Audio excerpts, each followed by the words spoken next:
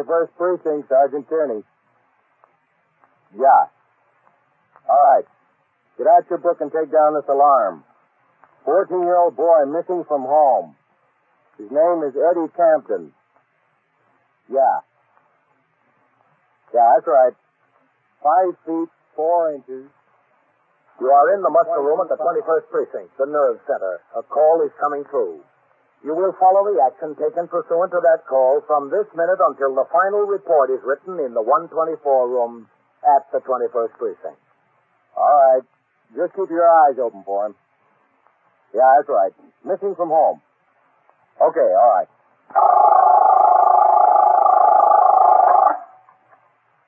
21st Precinct. Just lines on a map of the city of New York. Most of the 173,000 people wedged into the 9/10 of a square mile between Fifth Avenue and the East River wouldn't know if you asked them that they lived or worked in the 21st. Whether they know it or not, the security of their homes, their persons, and their property is the job of the men of the 21st Precinct. The 21st, 160 patrolmen, 11 sergeants, and 4 lieutenants, of whom I'm the boss. My name is Kennelly, Frank Kennelly. I'm captain in command of the 21st. I was working my night tour, 4 p.m. to 8 a.m. When I came into the station house at 3:35 p.m., I went around the desk to sign the blotter. Lieutenant Gorman, who would be desk officer during the forthcoming tour, was already there and getting a summary of patrol conditions in the precinct from Lieutenant Snyder, who was working the 8 to 4. I walked into my office where I found a message to call the district surgeon of the department. As the call was being put through, I glanced at a few reports and communications which seemed important to the 124 man, who left them in a prominent place on my desk. When I spoke to the doctor on the phone, he told me that the neurological tests and x-rays that had been made of me after an accident between an RMP car in which I was riding and another automobile were all negative. There was no sign of a head injury. I thanked the doctor for the good news and went out into the muster room and around behind the desk for the turnout of the platoon. The 58 men who would patrol the precinct for the next 8 hours had marched out of the back room in a military manner and lined up in front of the desk where the roll call was just ending. Back. Hannah. Yep. Taub. Here. Underwood. Here. Vaccaro. Present. Valentine. White. Here. Wyatt. Here. Ziegler. Yes. All right, Captain. Just one thing, men. We've had several complaints about automobiles illegally parked in bus stops and too near fire hydrants. I want you to pay particular attention to this condition. When I'm out on patrol later, if I see an automobile parked in that manner illegally, I also expect to see a summons hanging from it. All right, Sergeant. Post your platoon. Platoon, 10, sharp. Right, face. Forward. March.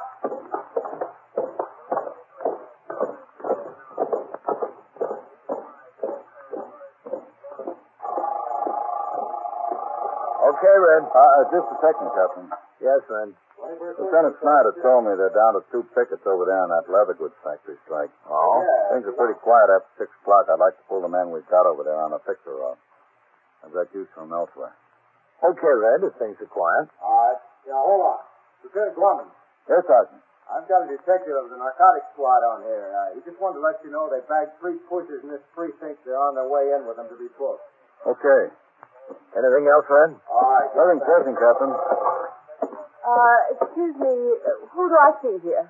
Oh, yes, ma'am. What is it? Well, I've been very worried about my son. I don't know where he is. How old is he? He's 14. He's gone from home? Yes. When did he leave? About 10:30 this morning. He didn't come home for lunch. That's what worried me. And he didn't come home all afternoon. You see, I had Jenny cook this beautiful lunch. We were going to have it on the terrace. And I know he loves lobster salad. He wouldn't miss that for the world. Do you have any idea where he went? No, I don't. I don't know. He didn't tell me. He just walked out. If I had any idea where he went, I'd go and get him. Well, why did he walk out? Oh, you know how boys are. He wanted to do something, and we had an argument. Well, Eddie's a little bit high-strung. He's always been high-strung. He was a hypertonic baby, you know. He just ran out of the apartment. He's been gone since 11 o'clock. Well, it's 4 o'clock now. He's only been gone 5 hours. He knows his way around New York. Oh, yes, yes. Of course, we've lived in the same apartment since he was born. He's 695 Park Avenue. He knows the neighborhood. He knows it very well. Did he have any money in his pocket? Oh, a couple of dollars. I imagine 3 or 4. Maybe he always carries some money. Well, then he could have bought lunch, couldn't he? Yes, he could have, but he likes lobster salad. I wouldn't worry too much, ma'am. He's 14 years old and he knows his way around. If he doesn't show up by dinner time, you call us then. But I'm sure he'll be home by dinner. Well, I'm not so sure. Not after what happened with the snake. Excuse me. Yes? What snake? Well, the snake he brought home from camp. What happened with the snake? Well, you see, it got away. Was it a poisonous snake? Of course, that's what I'm so worried about. Well, where did it get away? I don't know. He didn't tell me. He just came into the bedroom when I was having breakfast this morning, and he said, Mother, you told me to get rid of that snake, to give it to the zoo or someplace, and I didn't. I hid him. It got away. It was cheap. In your apartment? Oh, no, thank goodness. He took it out of the apartment. When I told him to get rid of it, I saw him go with it. I saw him leave. He had the box with him. When was this? Yesterday afternoon. And do you know where he took it? No, I haven't any idea. Well, didn't you ask him? Well, I was going to, but I was so upset at him lying to me over not getting rid of it as he promised to. And I just blew up. I just hit the ceiling, and he ran out. What's your name, please? My name? Yes. Mrs. Eleanor Campton. And you live at 695 Park Avenue? Yes, that's right. And your boy's name is Edward? Edwin. We call him Eddie for short. This was a poisonous snake he brought home from camp? Yes, he made a little cage for it, and he brought it home from camp. He got home Friday. And he told you it had escaped, Mrs. Campton? Yes, that's right. Look, Mrs. Campton, would you mind going over and waiting in my office a minute? I'll be right in. I'd like to talk to you about him. You don't think he'll be home by dinner time? Oh, he probably will, but I'd like to talk to you about him. All right. Over there? Yes, right over there. Just go in and have a seat. I will. Thank you very much. Ring upstairs to the detective's friend. Yes. If that boy had a poisonous snake, we'd better start looking for him. Have somebody come down to my office. Yes.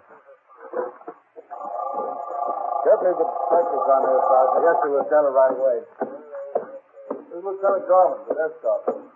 That's somebody asking you. Oh, sit down, Miss Campton. Oh, you? You think something happened to Eddie? No, I don't think so. I'm sure he's all right. I'm Captain Kennelly. Oh, how do you do? Now, about this snake your boy brought home. Oh, I'm just desperately afraid of snakes. I'm desperately afraid of them. You're positive it was a poisonous snake? Oh, yes, of course. Excuse me. Yes. 21st Precinct, Captain Kennelly. This is Sergeant Tierney on TS cabin. Yes, Sergeant. Lieutenant Gorman spoke to the detectives, and there'll be someone down to your office right away. Okay. Yes, sir. Where did Eddie go to camp? In Maine. And he came home Friday? Yes, Friday. His father and I met him at Grand Central. Does Mr. Campton know you came over here? Oh, no. His father's out of town on business. He's in Chicago. Oh, I didn't know who to call or what to do, so I came over here. Well, you think when you pay $1,000 to have a boy spend the summer at camp, they wouldn't send him home with a snake. I mean, if he wants to make a pair of moccasins or a belt or something like that to bring home, that's perfectly all right. But to let a boy come home with a snake, a 14-year-old boy, to poison a snake. Well, I'm sure they didn't know it. What kind of a snake is it? Well, I don't know. Well, you're sure it's a poisonous one? All snakes are poisonous, aren't they? No, they're not. They're not. Did he ever mention what kind of snake it is? Yes, no, I think he did. Did he tell you it was a rattlesnake? No, it's not a rattlesnake. I'm sure it's not a rattlesnake, no. Did he say it was a copperhead? A copperhead? Is that what he said it was? No, I don't think so. A water moccasin? A water moccasin, no. He didn't say it was a water moccasin. Well, I'm not sure what he said it was. Well, those are the only 3 kinds of poisonous snakes that you'll find in Maine. Oh. Now, I don't think that the camp authorities would let him come home with a venomous snake. You're sure it wasn't one of the harmless species? Well, I told you, Captain, to me no snakes are harmless. Do you know where he took it when he left the apartment? No, I haven't any idea. I really don't. But he told you it got loose. Yes, that's what the big fight was about. And did you call his friends before he came over here? Well, he only has 2 friends that he'd possibly go to. You see, he doesn't know many boys around New York. He goes away to school, and these 2 boys happen to be in his class at school. I called both of them. He wasn't with either one of them. Well, had he been? Well, he'd been over at Roger's yesterday, but he wasn't there today. Did you speak to Roger or to his mother? I spoke to both Roger and his mother. He hadn't been there today at all. Roger was home all day. He was in the apartment. Well, that's what his mother told me. I see. And what about the other boy? Did you speak to him or his mother? Yes, I spoke to him and his mother. Now, does Eddie have any place that he might go? Any other friends where he might have taken the snake, where it might have gotten loose? Captain, if I knew I would have been there, I really would have. You don't know whether the snake was a water moccasin, a copperhead, or a rattlesnake? I was not that curious. I just wanted him to get rid of it. And do you think his friend Roger would know what kind of snake it is? He might. He probably would. Well, before we go any farther, I suggest you call Roger and ask him if he knows what kind of snake it is. Do you know his telephone number? We could look it up. Oh, there's no need to look it up, Captain. Roger's mother and I are very good friends. I know the number. It's Regent 78098.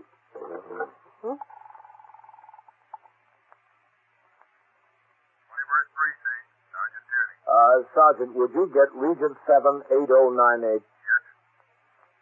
Here you are, Mrs. Kenton. Sure. Come in. Oh, hello, man. Everyone was tied up, so I came down myself. Good, man. What have we got? Mrs. Campton, this is Lieutenant King, commander of the 21st Detective Squad, Miss Eleanor Campton. How do you do? Captain? Did Red tell you what this was all about? Yes, sir, Captain. Hello, Mary. It's Eleanor. She's calling one of his friends to find out if the snake was poisonous. No. No, he didn't come home yet. No, not yet. Well, I haven't any idea, Mary. I wish I knew. Darling, you're sure Roger doesn't know more than he's telling? Uh-huh. Yes, I see. Well, I'm at the police station. Would you Oh, ask for the boy, no. Mrs. Campton? Yes, May. Yes, may I talk to Roger, please? I just have to ask him something. Well, the policeman wants me to ask him something. Well, it's nothing, really. It's just a little information. All right, thank you, May. He has to know everything that's going on. He just has to. Would this boy know whether the snake is poisonous or not? Well, he should. He's almost as bright as Eddie. And he's a very good friend of Eddie's, too. He's really... Oh, hello, Roger. No, not yet. Not yet, Roger. I'll let you know as soon as he does. I'll tell him to call you. Listen, Roger, darling, did Eddie ever tell you what kind of snake that was? Yes? Yes. Oh, he did. Well, what kind of snake did he tell you it was? I see. All right, Roger, darling. Yes. Thank you very much. Will you tell your mother I'll call her this evening? No, I don't have time to talk to her now. I'll call her as soon as I get home. Yes, dear. Yes, Roger, I will. Goodbye. Well... What kind of snake was it, Mrs. Campton? Well, Roger says that Eddie told him it was a copperhead. Oh? Now, that's one of the bad kind, isn't it? Yes, it is. Especially when it's running around loose. You are listening to 21st Precinct, a factual account of the way police work in the world's largest city. Now back to 21st Precinct and Captain Kennelly. There was very little doubt in the minds of either myself or Lieutenant Matt King, commander of the 21st Detective Squad, that the 14-year-old boy, Eddie Canton, would return to his home before long.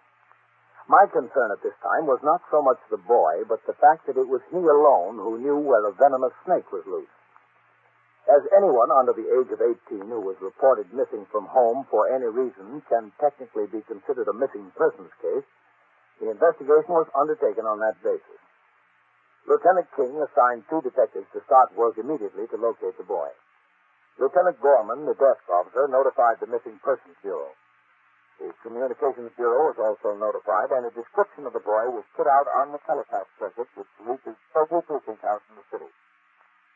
In the meantime, as each patrolman on post and those on radio motor patrol in the 25th First made his hourly ring into the station house from call boxes scattered throughout the precinct, he was given a description of the boy by Sergeant Tierney on telephone switchboard duty. The adjacent 19th and 23rd precincts and the 22nd precinct, which covered Central Park, were notified and requested to give similar alarms to patrolmen on post. By 6 p.m., when I went out on patrol, there was no sign of the boy. I toured the entire precinct in sector car number 2 with Patrolman Paul Vaccaro as operator, and at 20 minutes after 7, we were driving north on Madison Avenue in the 70s. 675, 24, 37. Take a turn up to 86, Vaccaro. Yes, sir. Then we'll come back on Lexington. Yes, sir. But stop at the next call box. I want to ring in. Yes, sir, Captain.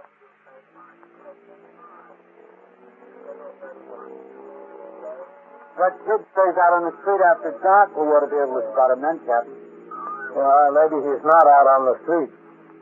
Yes, sir. You want to ring in from there, Captain? Yeah, that's all right.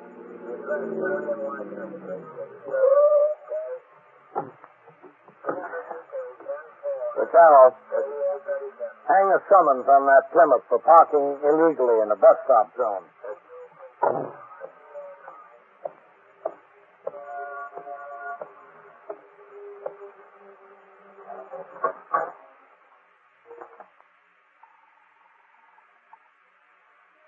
First precinct, Sergeant Pierce. Captain Kennelly, Mark 17. Any sign of the boy, Sergeant? No, sir, not yet. All right, let me speak to Lieutenant Gorman. Yes, Lieutenant Captain Kennelly. Hold on, Captain.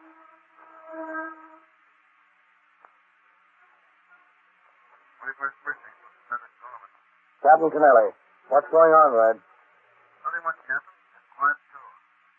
Did you talk to the detectives? Any sign of that boy? Yes, sir, I spoke to him. I spoke to Lieutenant King. There's nothing line on him at all. Nothing.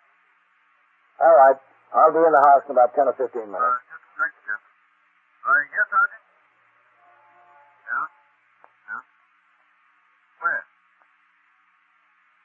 We got him, Captain. The boy? Yes, sir. Where? Jacoby's right here. You saw the kid sitting on a bench outside the front wall at 76th Street. Is he sure of the kid's identity? Just a second, Captain. Sergeant, is he sure that's the boy? Yes, sir, Captain. Sure. I'll send a car to bring him in. Oh, that's all right, Red. I'll go. We're right close to that. Okay, Captain. Oh, notify his mother. We've got him.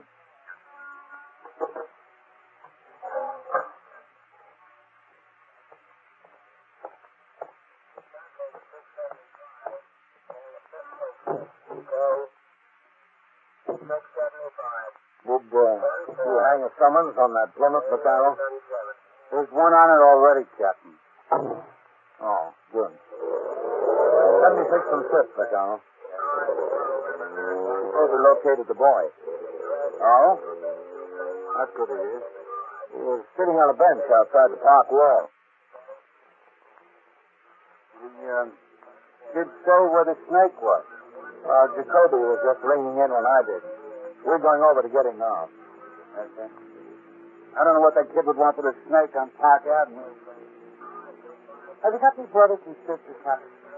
No. Dog would be better than a snake. Well, we thought it was out. But everybody with their own taste, I guess. I had a friend who raised hamsters. He could just sit and watch them for hours. I could never see him personally. What good are they? Running around a cave. There they are.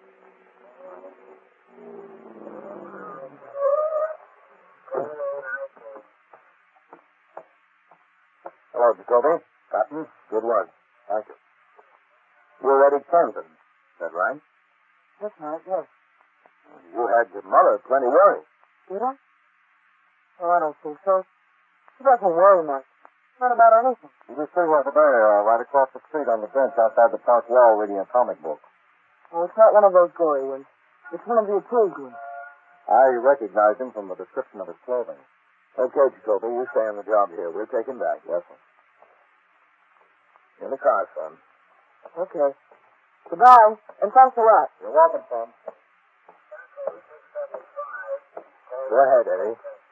Yes, sir. Hello. Hi. Come on, move all the way over here. Yes, sir. Boy, this is the first time I ever rode in a police car. Okay, Vaccaro. Let's go to the station house. That's it.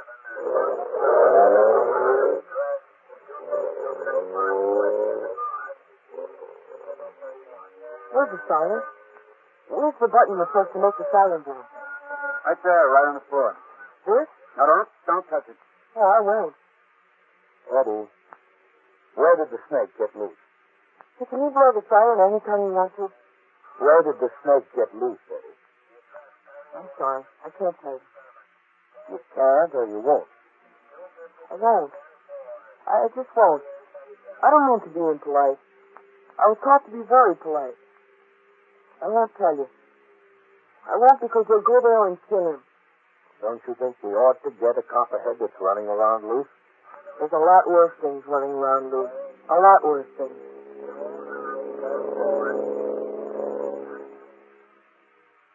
When we reached the station house, Eddie had still not told us where the copperhead had gotten loose.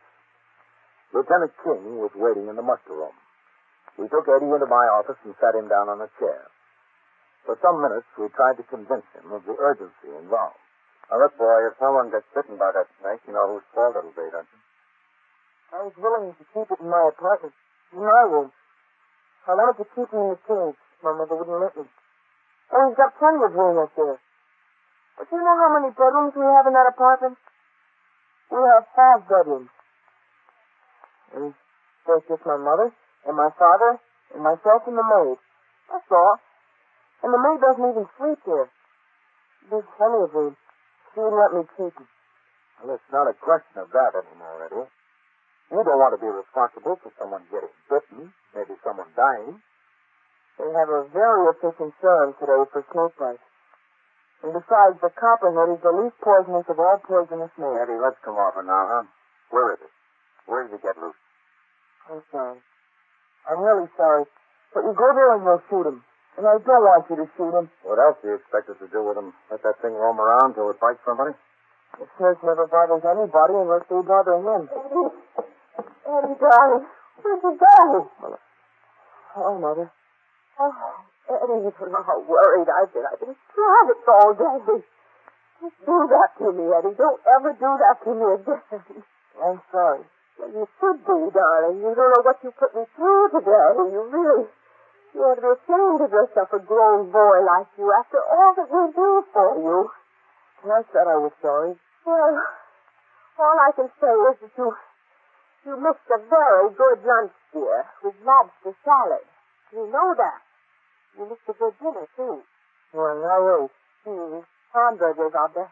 Oh, that's right, Mother. Hamburgers. Oh, I don't know what I'm going to do with you, Eddie. I just don't know. When your father hears the story. Oh, I want to thank you, gentlemen. I know how much effort you put into this. I really appreciate it. Well, we're not through yet, Mrs. Campbell. You're not? He hasn't told us where that snake got loose. Oh, my goodness. Well, Eddie, tell them, dear. I can't. They'll kill it. Of course they'll kill it. That's what they should do. Eddie, you should never bring those things home. I refuse to let you have another animal in this house. I don't want another pet. I don't want another snake. I don't want a dog. I don't want a turtle. I don't want anything in the house. Nothing. Now, do you understand that? Yes, I understand it, Mother. Mrs. Camden, would you mind waiting outside for just a few minutes? Well, We want to talk to Eddie. We want him to tell us where that snake is. Eddie, tell them, dear. Would you wait outside, please? Just outside the door. It'll be all right. Well, if he's my boy, I'm entitled to be in here. We'd appreciate it, Mrs. Camden. Well, I don't know why I can't be in here. Matt, would you shut the door? Yes, sir. It's right there is all right, Mrs. Campbell.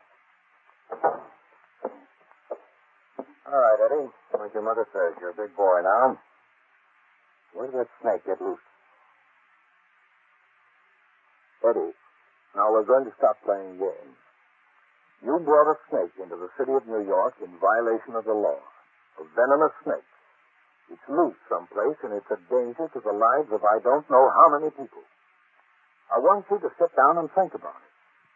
I want you to sit there and think about that for a minute. You know what you've done. You kill him. I don't want you to kill him. What do you expect us to do? Let some people get killed? Now, where is he? Would you let me stop seeing him get into the zoo? I can handle snakes. I know exactly what I'm doing and how to do it. When I caught him, all I need is a fork stick. If you'll get me a fork stick, that'll be fine. I'll kick him just like I caught him up in Maine. Where does he get loose? Can I do it? Can I capture him myself and take him over to the zoo? Just tell us where he got loose. I'll be glad to tell you if you'll promise me you won't kill him. That's what you're going to do. Kill him, isn't it? Where is he? Promise me you won't kill him. Now, look, boy, I could promise you we won't, but I want you to tell us without my making you a promise, because I can't promise you anything. That Copperhead is a menace to human life. Now, I want you to tell me where he is. All right. Where is he? In the basement of my apartment house. He got loose in the basement there. That was this morning? Yes, about 10:15. Something like that, anyhow. My mother told me to take him out of the house yesterday afternoon. And I did. I took him down to the basement. I went downstairs this morning to see him. I opened up the box, and he got loose. Well, he just got out, and I couldn't find him. I looked all over. So I went up to tell her. She got very excited, so I left. Well, you'll have to understand, Eddie. I don't think she likes snakes. No, I understand. I don't think she likes much of anything. Matt, let's call the ASPCA. Maybe they've got a forked stick. 21st Precinct, Sergeant Tierney. What do you mean he's missing? Missing from where? Yeah. Well, how long ago did he leave? Huh? And so it goes. Around the clock, through the week, every day, every year. A police precinct in the city of New York is a flesh and blood merry-go-round. Anyone can catch the brass ring, or the brass ring can catch anyone. 21st Precinct. A factual account of the way the police work in the world's largest city is presented with the official cooperation of the Patrolmen's Benevolent Association, an organization of more than 20,000 members of the Police Department, City of New York. Everett Sloan in the role of Captain Kennelly, Ken Lynch as Lieutenant King. Featured in tonight's cast were Catherine Bard, Santos Ortega, Will Quinn, Lawson Zerby, and Charles Taylor. Written and directed by Stanley Niss. Produced for CBS Radio by John Ives. Art Hannah speaks.